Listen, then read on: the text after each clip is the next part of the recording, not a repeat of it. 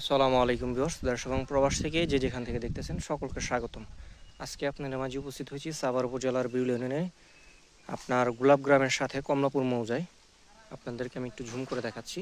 এই যে ভাই কাজ করতেছে, ওই যে এটাই হচ্ছে ওই যে গাড়িটা যাচ্ছে, ওইখানে হচ্ছে গোলাপ গ্রামের এই পাশেই আপনার 35% জমির ভিডিও নিয়ে যারা অনেক ভাইয়েরাই বলে থাকেন বাংলো বাড়ি করার জন্য অনেকে জমি খুঁজছেন।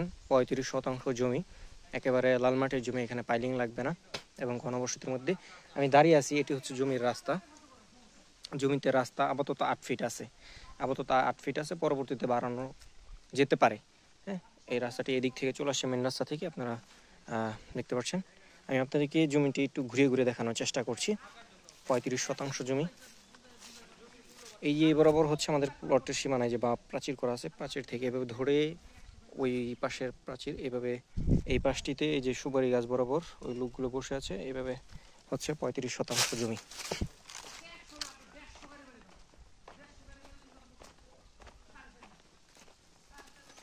একটু ধৈর্য ধরে ভিডিওটি দেখবেন। আমি পুরো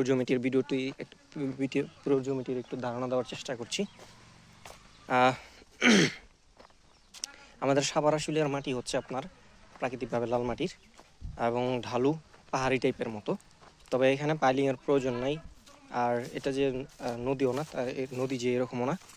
এই যে দেখতে পাচ্ছেন পুরো জমিটি পরিষ্কার করা হচ্ছে, একেবারে এই যে নিচ পর্যন্ত হচ্ছে আমাদের 35% জমি।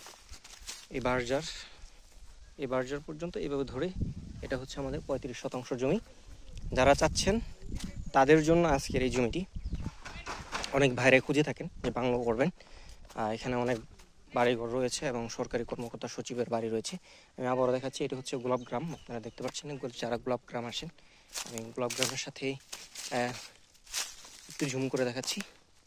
এটা হচ্ছে গোলাপ গ্রামের সাথে যে আপনার মাদ্রাসাটি।